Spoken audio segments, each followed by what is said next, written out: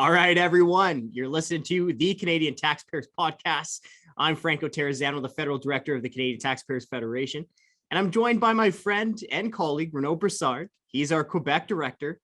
And man, we got a win. We got a big taxpayer win. And, you know, let's be honest, the last 2 years, it's been a tough one for Canadian taxpayers. Rough. Yeah, it's been rough. Massive deficits, huge spending, massive debt accumulation. But we got a win, and we got a big one, and it was in your backyard, Renaud. So why don't you tell us about it?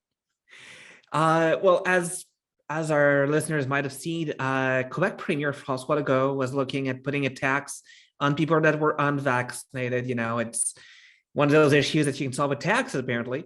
But thankfully, he ended up saying no. He ended up saying it was a bad idea, saying it was going to be divisive, saying that it was not going to work. And, as much as I'd like to take a victory lap on this, I think this one really belongs to the people. I agree. Our supporters were all over this thing, but I think I heard something there, and I just want to clarify. You just said that Legault, even himself, acknowledged that his own idea was a bad one? I mean, kudos to him, right? There's not a lot of times where politicians are going to go on national TV to say, look, I was wrong. But he did do that. So when he pitched the tax initially, there were not a lot of details. He said it was going to be a significant amount. Ended up being something between 100 and 800 based on revenue. But by his own admission, he said, look, this was going to be a very divisive proposal. We've seen that people were heavily against it. And as such, we're going to try a different approach, one where instead of punishing, we're going to, we're going to give them a hand and try to see if we can get more people to be vaccinated. So it's really a shift for Legault, who was one of the most, that had some of the most punitive measures in the country on vaccination. And as he put it, I mean, he saw there was a lot less support than he thought amongst the population. And I think for this, once again, like this is a win that belongs to the people. The opposition is going to try and claim credit. There's a bunch of people who are going to try and claim credit, but really at the end of the day, it's people emailing their politicians, sending letters to politicians, telling politicians that this is wrong, that they don't want to see a vax tax, that actually got this win. Yeah. And Renaud, just for our listeners out there, like here's a difference between Renaud and I like to show off. Like if I get a win, people are going to know about it. I'm going to be telling everyone. My mom's going to be getting a phone call. Mama, listen to what I just did. Renaud, I think you're right that you have to acknowledge the people. Our supporters just hammered Legault right away, right? No. This is a new tax. We don't need any new taxes. But just break down some of the stuff that you did, some of the stuff that all CTF supporters and directors did. Like, what do we do here to get this win? Well, other than grabbing a cold one was that when that was announced, because I'm going to celebrate a bit too. What we did is we emailed our supporters. We asked all of the good folks that support us what their opinion was on the vax tax, and to send an email to their politician to do something to let their politicians know that they were against it. You and I, we both wrote some opinion pieces in major media outlets. We did a couple of interviews on it. And one of the things I think that we did bring, at least in Quebec, was to bring debate about why the vax tax is bad for those who are vaccinated too, because there's a lot of risk. This is a tax where you'd give the CRA, or in Quebec, the Quebec Revenue Agency, the right to look at your private and confidential medical information. Now, this is a thing that usually is between you and your doctor. Your wife or husband can't see it. If your kids are over 14, you can't see it. But now they were looking at expanding this to 12,000 tax bureaucrats so that they could just snoop around. There were a lot of really bad things for vaccinated people too. And by kind of expanding that debate, saying, let's take a break before we try and punish people and end up punishing ourselves as well.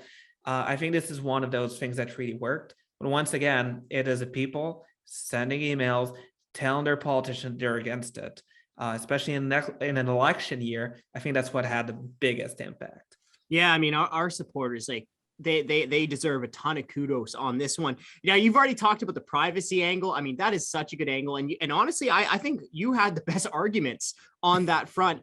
But there was another thing that we were worried about from the taxpayer perspective, and it's the reason that we were all over this. And it was a reason that we thought that whether you're unvaccinated or you're vaccinated, you have to fight it. And it's the slippery Absolutely. slope. It's the slippery slope argument. Absolutely. So Renaud, tell us what this slippery slope thing was.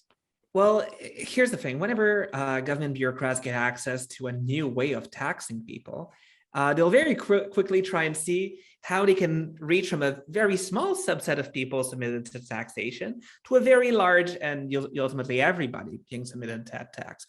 So what this would have meant in terms of health taxes is since they would get access to our confidential and private medical data, they could start looking at certain behaviors and see how they could get another couple of extra bucks here and there for various behaviors. And it might sound a bit crazy to say this, but this is something we've seen in the past. The income tax, when it was first applied in 1917, about 2% to 8% of Canadians actually had to file income tax reports simply because it only applied on richest Canadians. Now, I don't know about you. I'm definitely not making top 1% salary, but I still have to pay a significant amount of taxes. And I think that's the same for every single one of our listeners. So what it could have been in terms of slippery slope, I mean, someone that actually likes to practice hockey, well, you actually have 4 times higher chances of getting injured while you play hockey than when you go walking, or someone working in manufacturing. If you compare that to an office job, well, you have a lot more chances of getting hurt while at your work in manufacturing. And these are the kinds of behaviors that provincial bureaucrats at the revenue agency could have started to look at and see how they could link it and how to get, once again, a couple of extra bucks from your pocket every single year. Yeah, so that's exactly such a good point, right? This could just open up Pandora's box, lead to a raft of new different types of taxes that our politicians would love to get their grubby paws on. And I just want to point out too that this is following a very unfortunate trend that we're seeing from politicians and bureaucrats.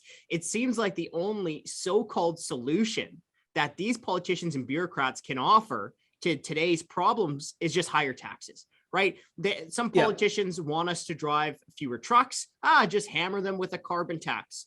When the carbon tax doesn't work, when emissions continue to go up, just hammer them with higher carbon taxes. You know, we've got sky high housing prices in many cities in Canada. So what do these bureaucrats want to do?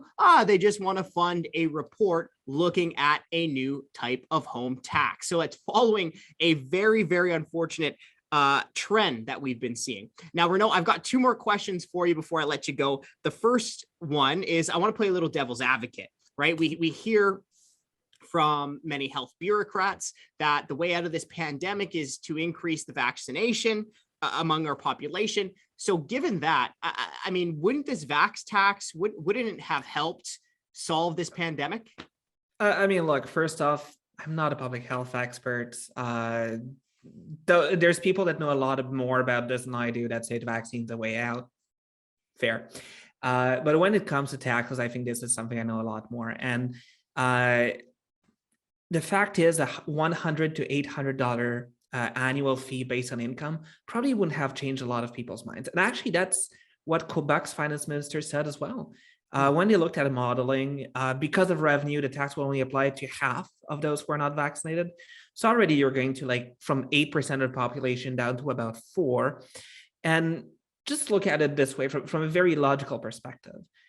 If you're convinced that a vaccine is going to harm you in some way, it's going to make you less healthy, it's going to cause some health problems for you, you're probably going to be willing to pay $100 to $800 to protect your health.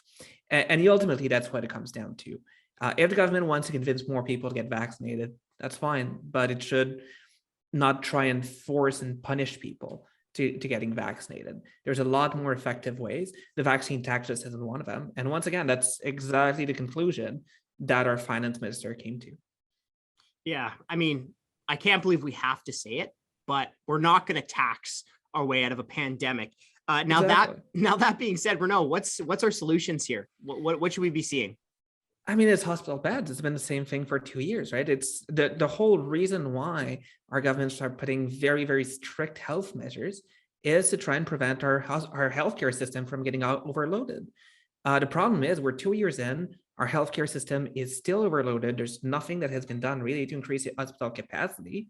And this is not something that started recently. There's headlines from 1982 under Quebec Premier René Lévesque about hospitals running out of beds and why we need to do more. And when we look at international comparisons, Quebec is about 1.9 hospital bed per 1,000 people. That's about the same as Botswana.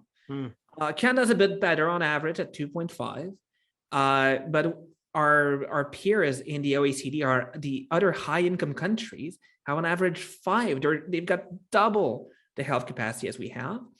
And even when we compare with another country that's very similar to Canada, which is Australia, because it has a low population density, a rapidly aging population, Australia, despite spending a little bit less than we do on healthcare every year, has 50% more beds than we do. So this is really a problem about about hospital capacity, and the fact that the way we spend our money is simply not trickling down to where we actually need it. Yeah, those are some great points. I mean, even before the pandemic, we had the problem where Canadian taxpayers were paying a ton of money for government healthcare, but we weren't getting the best results.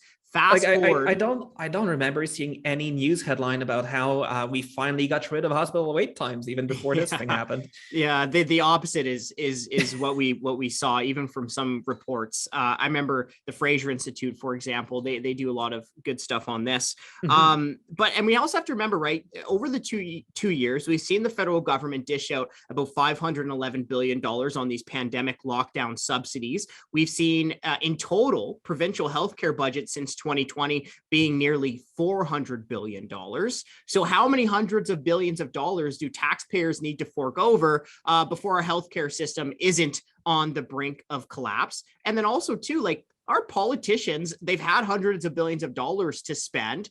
They haven't missed a paycheck. Neither have our top healthcare bureaucrats. So I think we need to hold them accountable for not coming up with better solutions. Anyways, Renaud, I just want to say, great job, dude. Way to just hold these politicians' feet to the fire right away. Way to get our supporters engaged. Huge kudos to our supporters who did take action, and people, we have to stay ready to fight because I'm sure this won't be the last bad idea coming from a politician. Hi, I'm Scott Hennig, president of the Canadian Taxpayers Federation. If you've got another minute, I'd like to ask you to think about the one person you know that would really enjoy listening to this podcast. Do us a favor and do them a favor and send them a quick note to let them know about it. At the Canadian Taxpayers Federation, we believe there is power in numbers. That's why we've worked so hard to build an army of taxpayers who are ready to push back. And we did it because people like you shared our work with that one person that they knew would really appreciate taking part. Thanks for listening. And thanks for doing your part to make Canada a better place.